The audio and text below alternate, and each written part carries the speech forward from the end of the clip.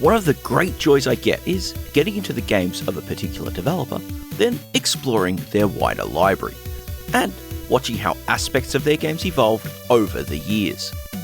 From pushing the boundaries of what is capable on more advanced hardware, to evolving mechanic designs freed from the limitations of those older systems. But then, you come across those titles which serve as an inflection point into how a developer approaches things, redefining their existing formulas and setting a new direction for future efforts. As would be the case for legendary studio Compile with their PC Engine shooter Gunhed. This is Beyond The Scanlines, a series focusing on interesting games on classic computing and gaming platforms. It's hard to work out where to start with Gunhed. Hudson Soft originally published it in 1989 as the game for that year's All Japan Caravan Festival. Now, that was a special edition of the game for the contest, which included the customary 2 and 5 minute caravan modes. Those sadly aren't part of the retail version, which is the version I'm looking at in this video. It also is meant to be a tie-in to the Toho Sunrise movie released the same year. Having actually sat down and watched it, I don't really get how. The movie focuses on a bunch of mercenary types raiding an island, housing a Skynet-like computer and trying to salvage parts, eventually recovering and repairing the titular Gunhed and piloting it into battle to stop said computer from enacting a scheme about wiping out the entire island to obtain a specific resource. Compare that to a shooter which is mostly set in space and tasks you with taking out huge swaths of enemies in an attempt to save the Earth from enemy attack. Yeah, I don't get it either. Which is why its rebranding for its American release on the TurboGrafx-16 as Blazing Lasers makes far more sense. It's also worth noting that it's under this name that more folk will be aware of it, from its reissues on the Virtual Console and PlayStation Network, as well as its inclusion in 2020's PC Engine and TurboGrafx-16 mini consoles. So, instead of worrying about that connection to the movie, let's just go off the story from Blazing Lasers instead, am I right? It's the future, and the Earth is under a threat by the Dark Squadron, and you alone must take charge of a Gunhed starfighter and defeat them by taking out their 8 super weapons. This results in a game with 8 waves all up, requiring you to fly through each environment, battling the enemies you face, then take on and destroy each super weapon located in that area. Some waves will be broken up by an encounter with a smaller mid-wave boss as well. These may not be as fearsome as some of those super weapons, but they'll still pack quite a punch for an unwary Gunhed pilot. As with Compile's other shooters, things are structured around a mostly familiar power-up system. The Gunhed fighter is fitted with both a primary weapon in the form of a laser cannon, activated with the 2 button on the controller, and deployable cluster bombs triggered with the 1 button. When launched, these cluster bombs will explode, dishing out damage to all enemies and shots which are within range. The primary laser cannon offers 4 distinct firing modes, which you can activate by collecting the appropriate capsules marked by Roman numerals.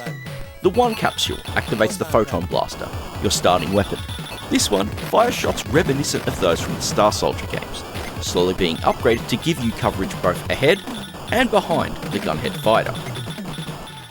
Picking up a 2 capsule switches over to the power wave. This weapon starts out with a wider, focused shot ahead of you, but when upgraded expands to not only fire multiple waves, but also gives you a limited degree of side-to-side movement as you move across the screen. For the 3 capsule, you'll get the Field Thunder. This might look like a standard forward lightning type weapon, but as you upgrade it, its reach arcs out in more intricate patterns, allowing for more targets to be taken out quickly. Finally, the 4 capsule offers the Ring Blaster. Whilst the prior 3 weapons are more offensive in nature, this one serves a more defensive role, activating a defensive ring around the Gunhed.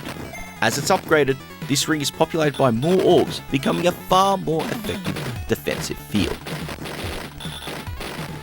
As for how they're upgraded, well, there's 2 ways to do so.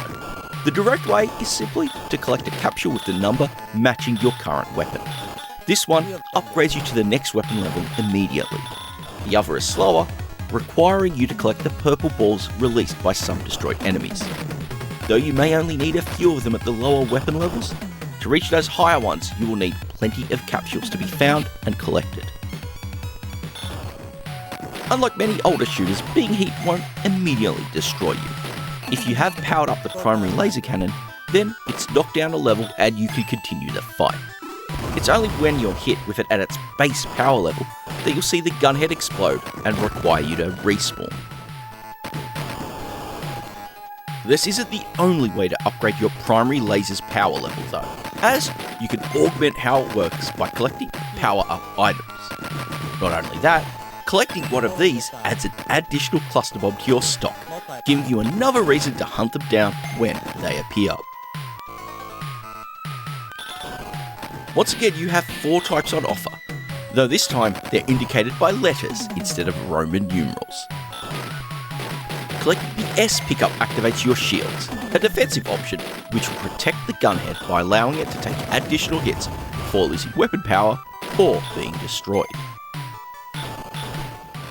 Homing missiles are required by collecting the H pickup. These launch a swarm of missiles from all around the fighter, seeking out and destroying enemy targets within range. Finding the M power-up activates the multi-fire system. This spawns a smaller drone craft which follows your movements and fires a secondary shot based on your current weapon. Finally, the full fire system is activated from the F pickup. This one upgrades what your primary laser does, though depending on which weapon you have activated, it might not have the best outcome, for the most part. All up, this is a system I quite enjoy, as unlike Compile's earlier games, you're not having to juggle how you use your weapons or manage firing primary and secondary shots. As a result, it means you are encouraged to be far more aggressive in using your weapons, and all of them are quite useful in different situations throughout your mission. Though, it's got to be said, my personal preference is to hold on to that Field Thunder for as long as possible, because once you power it up, the wider area it can cover really means you can dish out a lot more damage and keep you protected as things get frantic, especially later on. Unlike many shooters, death can be quite a mixed outcome in terms of how you're penalised. You'll typically have to start your next life from the last checkpoint you pass, and this can be painful, especially when you're stuck in a loop trying to work your way through a painfully tricky section. And that's something which absolutely happened to me whilst I was working my way through some stages in particular. There is an unexpected bonus, as on some occasions, the purple balls you'll collect to power up your weapon will start colour cycling. If you collect one of them at this point, your ship icon on the live scanner turns gold, and when you're taken out, instead of being respawned at the checkpoint, you'll be respawned right where you died. This isn't a common occurrence, but when you see one of those orbs and nab it, it really feels like a great reward, especially because you can use it to leverage your way through some of those more painful sections which you'll encounter. It might be a side effect of being a game developed for Hudson's caravan tournaments, but the difficulty here in Gunhed is quite fair for those non-expert players, and I'd certainly count myself among them.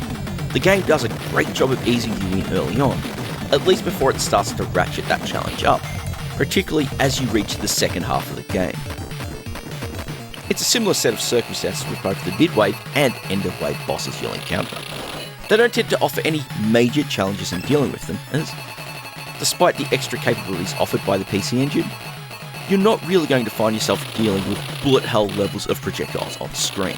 They are, a kind of challenge where it's about finding their weak spot and pounding them apart, especially for the bosses which have multiple components which you'll need to take out.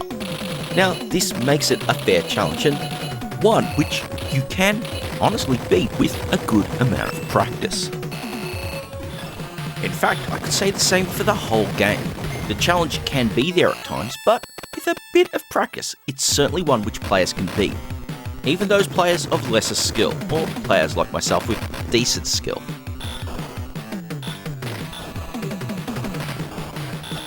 Gunhed makes for a very interesting shooting experience for many reasons. It marks a change in how Compile will handle their games moving forward. ditching that AI-driven difficulty control system made famous in Xanac, but also the time-limited power-ups, as you see in both that game as well as the Alesta titles. Their future games in general would be far less punishing than earlier works as well, and quite frankly, I think it makes for a more approachable experience for those who may just be getting into the genre for the first time. Gunhed also influenced how Hudson Soft would design and develop their future shooters as well, particularly the Soldier games as you'd see in the next few years of the Caravan Festival. All three of those titles, Superstar Soldier, Final Soldier and Soldier Blade, all feature differing weapon systems, more intense action, and plenty more to make the trio well worth considering taking your time to check out. It also left some solid impressions at launch, particularly with those journalists in the US, being that Blazing Lazers was one of those early games released for the TurboGrafx, and that says it all really. Thankfully, these days its release with the PC Engine Mini or TurboGrafx Mini means that though it may not be on original hardware, you do get to have that experience in playing it, which mostly mimics what one would have had back in the day. But now it's time to close this one out. If you enjoyed a look at an important point in shmup history, then do hit that thumbs up on the video and consider telling your friends.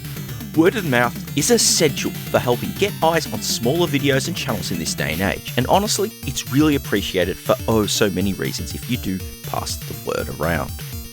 If the idea of chilled explorations of games like this takes your fancy, then do consider subscribing to the channel, and yes, hitting the notification bell. Then wait, check your subs page and let the new episodes enter your feed as I publish them.